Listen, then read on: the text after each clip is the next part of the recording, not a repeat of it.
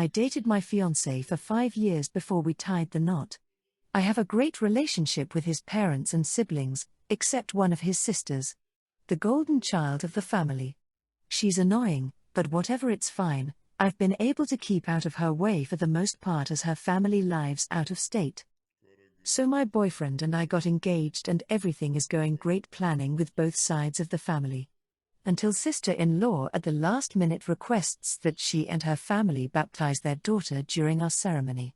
She'd even called our priest and he'd agreed to combine the ceremonies. What? I said no for several reasons, none of which were good enough, and I was apparently being unreasonable and selfish. My reasons. We're Catholic and weddings are usually an hour. Tacking on a baptism would either make the ceremony longer or take time away from our ceremony. Our wedding was an evening affair and the reception was only going to be about 2 hours, so even if it lasted 30 minutes, baptism and their photos afterwards, that would cut our reception down to an hour and a half. Her wedding/reception was an all-day affair, FYI.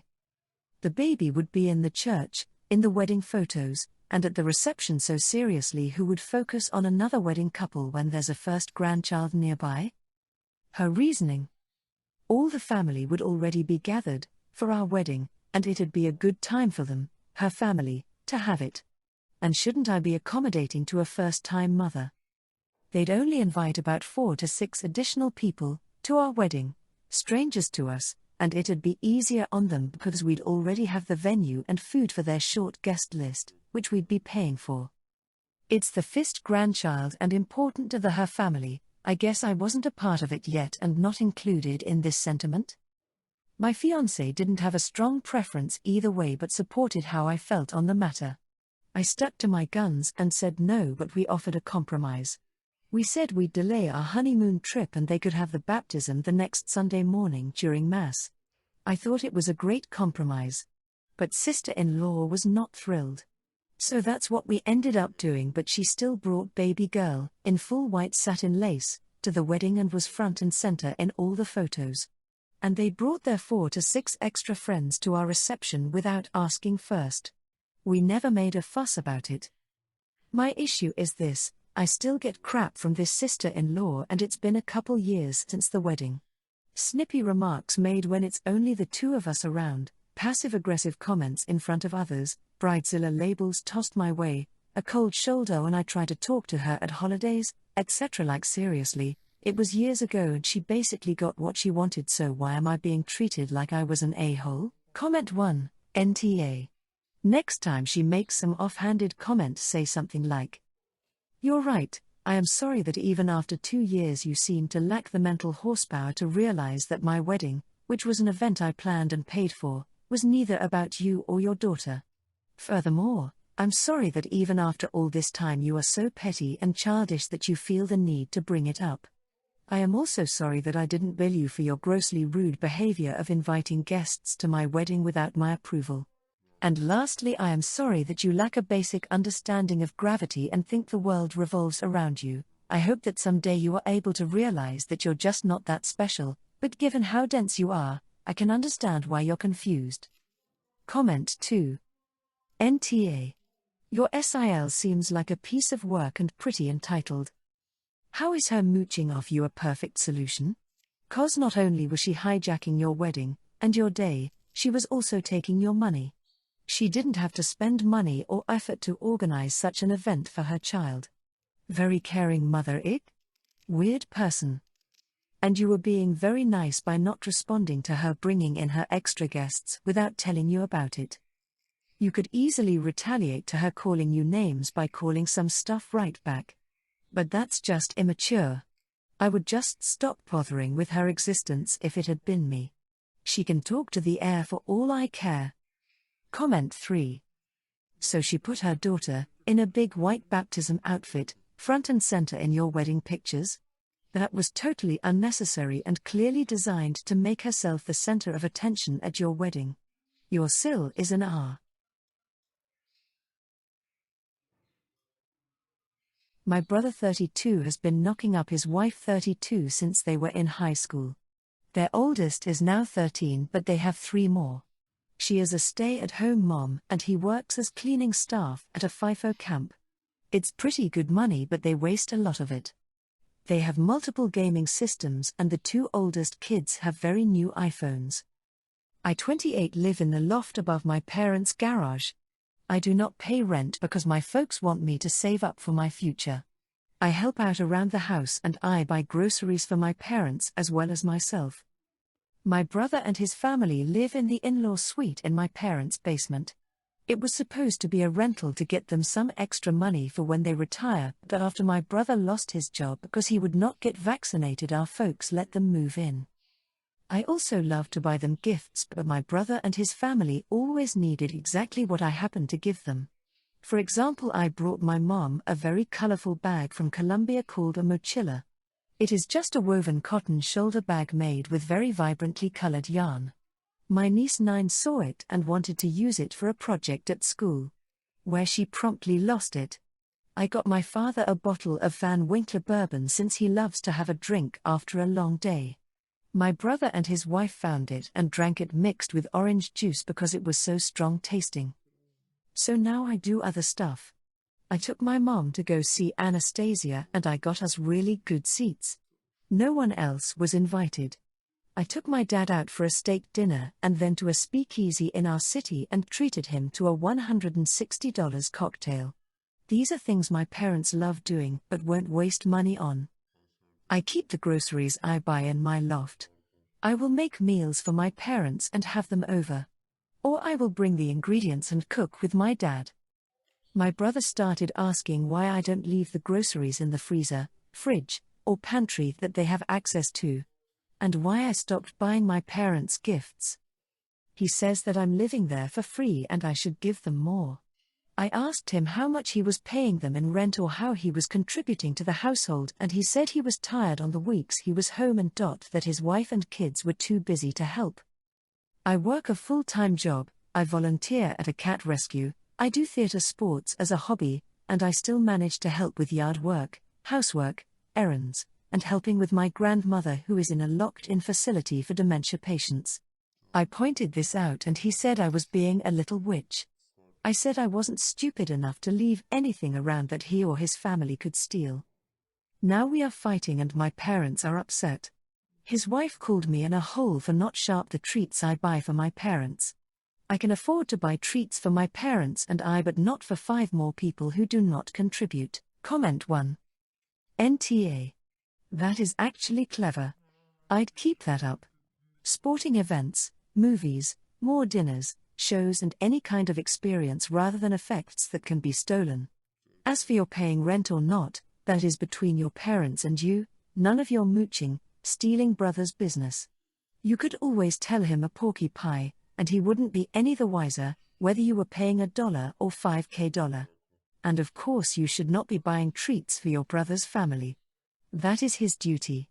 In the long run, I don't think you will be happy in that house as long as your brother is there. What you have to figure out is which one of you will move out. I find it ridiculous that a man who can father half a football team has had to move in with his parents. He should actually be made to keep it wrapped up. Comment 2. NTA. You did give physical gifts and your brother and his family have used them instead of the intended recipients. You might not pay rent in money, but you do contribute to the household in that you help with chores and other things. The whole I do not pay rent due to my parents wanting me to save up for my future very much gives off. I offered at least once or twice, but no, and here's why energy. Your parents should be the ones dealing with your brother, SIL, and their kids because it's going to get worse before it gets better.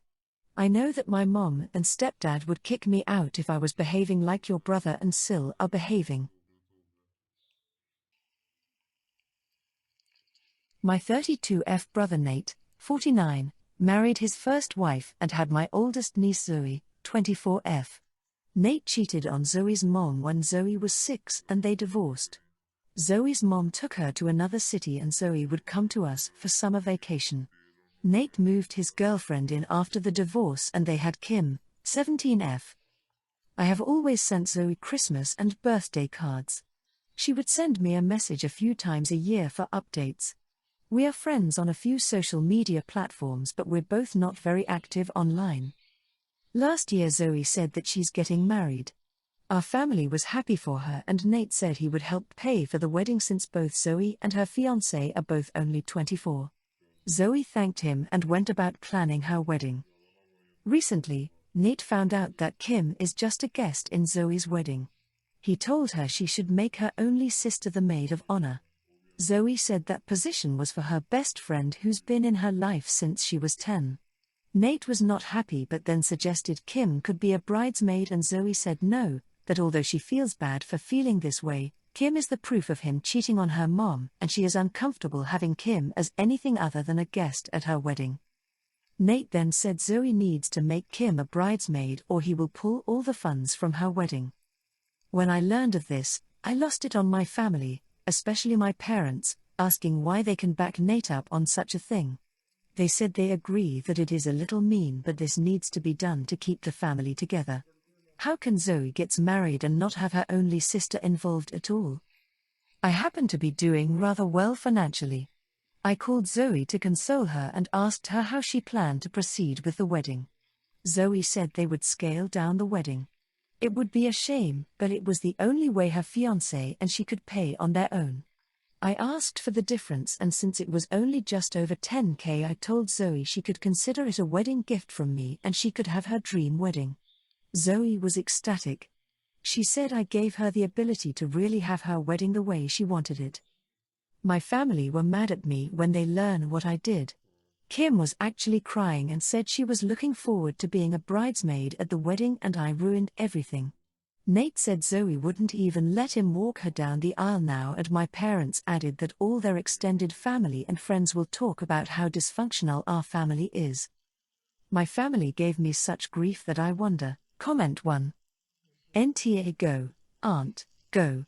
Zoe should be able to have her wedding the way she wants to and your supporting funds help her with that. Now she gets to cherish this happy memory for the rest of her life.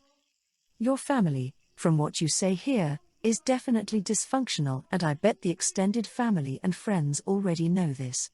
A bit too late to try to save face now if you ask me. Comment 2. NTA. Zoe is entitled to have anyone she wants in her bridal party or at the wedding. I'm a little surprised she'd even invite Kim. It's completely understandable that she wouldn't want her half-sister in her bridal party if they have no real relationship and given your family history. You're doing a good thing by facilitating the wedding she wants to have. Comment 3. NTA. A lot of your family is dysfunctional, though. No one is entitled to be in the wedding party. A 17-year-old with whom the bride has very little relationship with definitely isn't entitled. The nature of Kim's conception does matter, too. Your family lacking compassion and empathy for Zoe is awful. I think it says a lot about your brother and Kim's reaction to Zoe saying no. Whatever their intention was, it wasn't about Zoe or her soon-to-be husband. Bailing Zoe was a kind thing to do and I'm glad you did it. I, 45M, and my wife, 42F, live in a house converted into an apartment. We've lived here for 6 years, have had 2 really good neighbors and then there's the current one. We try to be good neighbors. We live on the first floor, the neighbor lives on the second. Each apartment is a separate unit with its own bathroom, kitchen, living room, electric bill, water bill, trash etc. Each unit has its own heater/thermostat, which is where this issue arises. Last week where we live, the temperature dropped into single negative numbers during the day, double negative at night along with 13 of snow. My wife and I were reasonably cold so I turned our heat up to 72 from 68 degrees F. Things were going well for that week and the temperatures began to rise again, so I turned the heat down to 70. 2 days ago, the temperature high was 29, it felt like 25, so I left the heat at 70. Our upstairs neighbor, F, I honestly don't know her age but I guess around 35 to 40, knocked on our door and asked us to turn down our heat because her apartment was 76 degrees. I apologized and agreed to lower it back down to 68. Later that evening, there was another knock on our door and it was her again, saying her apartment was still hot. She even brought her thermometer down and requested that we turn our heat down further. I told her that we had our heat to 68 already, but we would turn it down to 66. She didn't say anything but went back upstairs. My wife and I slept under 2 blankets. Yesterday, there was a note on our door from her stating that she's been nice in asking us to turn down the heat. That her apartment is still at 74 degrees and it's too hot for her to sleep. She, again, wants the heat lowered and said she would be comfortable if her apartment was at 68 to 70. Here's where I might be the asshole. I wrote my own note stating, "Dear neighbor, I have complied twice with your requests and that's not good enough for you. If you haven't noticed, we have snow on the ground and it's still in the low 20s and 30s because it's winter time. If you're still hot in your apartment, perhaps you should turn down your own heat, buy a fan or open a few windows. My wife and I will not freeze ourselves to make you comfortable. Our temperature will remain at 69 until the winter is over and spring returns. Do not knock and do not put any more notes on our door. This matter is settled." And placed it on her door. This morning, around 5, she was being extra loud, stomping, slamming doors, and when I started to head to work, she called me an asshole before getting into her own car. Comment 1. NTA. You already turned down the heat twice. Your advice that she should look into solutions on her own is sound logic to me. You don't say whether you are renting or owners, but in case a landlord is involved, I'd recommend to get in touch. Comment 2. NTA. You were more than generous turning your heat down to 66, which is outside of the comfort zone for most people during the winter. It does sound like an easier solution for her is to crack a window for a while or get a fan instead of harassing her neighbors. If it's that much of an issue, then she needs to discuss it with your landlord. Not much a fellow tenant can do about poor ventilation or insulation.